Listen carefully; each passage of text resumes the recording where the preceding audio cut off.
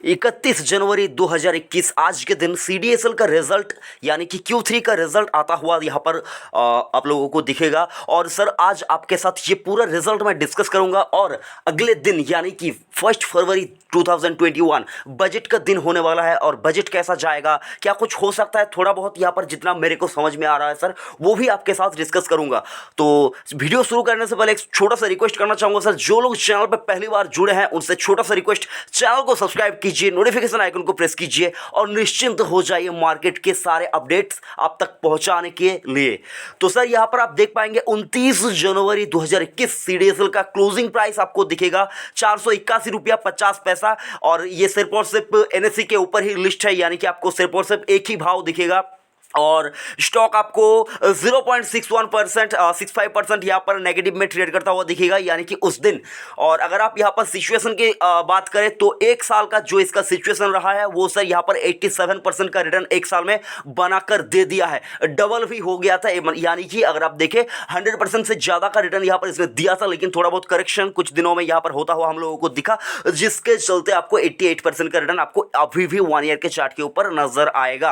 अगर आप लिस्टिंग के बाद से यहां पर सिचुएशन को कैलकुलेट करने जाएंगे तो आपको देखने को मिलेगा 84% का रिटर्न इसने लिस्टिंग के बाद से दिया है। और ज्यादा पुराने लिस्टिंग नहीं है, 2017 की ही लिस्टिंग है। तो आपके सामने यहां पर जो एक्सचेंज के इनके वेबसाइट के ऊपर यानी कि सीडीएसएल के ऑफिशियल वेबसाइट के ऊपर जो यहाँ पर इनका पीडीएफ अपलोड हुआ है रिजल्ट का, वो मैं आपके सामने यहाँ पर ओपन करना चाहूंगा। तो सर यहाँ पर जो इनका रिजल्ट का पीडीएफ है वो मैंने यहाँ पर ओपन कर लिया है और आपके सामने स्क्रॉल करता हुआ मैं नीचे की तरफ जाऊँगा। यहाँ पर क्या कुछ लिखा हुआ है वो भी आपको बताना चाहूँगा। और सर समझ कर चल सकता है, मान कर चल सकता है कि बजट के दिन कोई स्टॉक चले या ना चले, ये स्टॉक मुझको जितना समझ में आ रहा है सर स्टॉक में आग लगती हुई आपको दिख सकती है। और यहाँ पर देखें तो सर ये जो कॉन्सोलिडेटेड यानी कि जो कंप्लीट इनका रिजल्ट है वो यहाँ पर आपके सामने डिस्कस करना चाहूँगा। जो टोटल इनकम है, और ये सर फिगर जो है ये लैक्स में है, यहाँ पर आप थोड़ा कैलकुलेट कर लीजिएगा।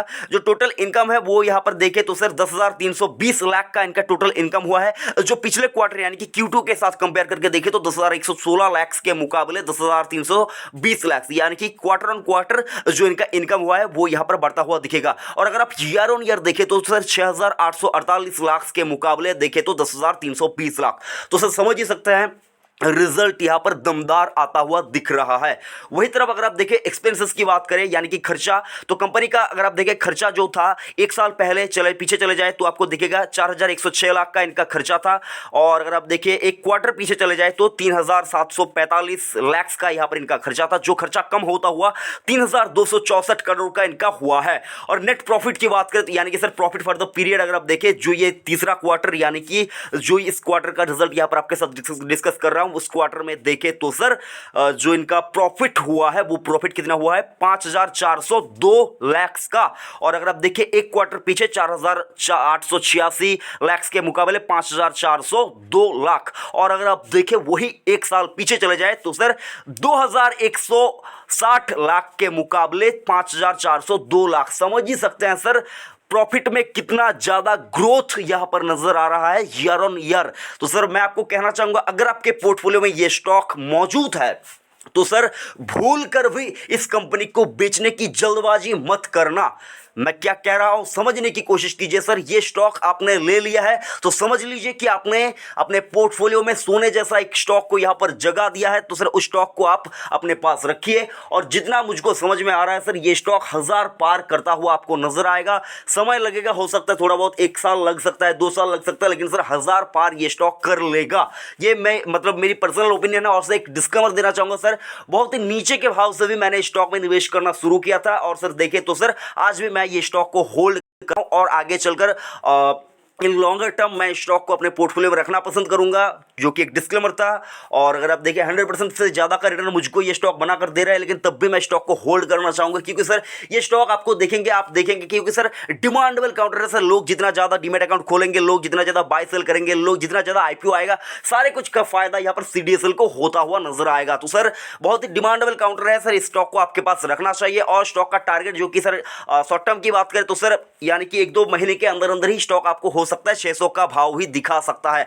ये सर मेरी पर्सनल ओपिनियन है, पर्सनल मैं यहाँ पर अनुमान है, तो सर इसके ऊपर बेस करके आपको कोई भी डिसीजन नहीं लेना है। लेकिन सर लंबे अवधि के बारे में सोच रहे हैं तो ये स्टॉक आपके पास होना चाहिए। खरीदारी जो लोग करना चाहते हैं उनको मैं कहना चाहूंगा एसआईपी मोड में खरीदारी शुरू कर सकते हैं। लेकिन सर और एक डिस्क्लेमर, अगर आप मार्केट में नया है, मार्केट के बारे में ज्यादा नॉलेज आपको नहीं है, तो कृपा करके अपना रिसर्च पहले कीजिए, नहीं होता अपने वित्त सलाहकार की राय लीजिए। और अगर आप मार्केट के बारे में बेसिक चीजें जानना चाहते हैं तो sir know about investment channel को सब्सक्राइब करके रखिए। वीडियोस जो यहाँ पर आपको मिलेंगे अवेलेबल, वो सारा कुछ यहाँ पर आप देखिए, आपको नॉलेज हो जाएगी कैसे अपने लिए पोर्टफोलियो बनाते हैं, कौन सा म्यूचुअल फंड लेना चाहिए, कैसे निवेश करना चाहिए और निवेश करने से पहले क्या कुछ समझना चाहिए। सारा कुछ मैंने वीडियो बनाकर आपके लिए बताया है, तो सर उसको जरूर से वॉच कीजिए। बाकी वीडियो कैसा लगा कमेंट करके बताना मत भूलिए, और चैनल पर नए हैं तो सर चैनल को सब्सक्राइब करके जाइए। थैंक यू, जय हिंद।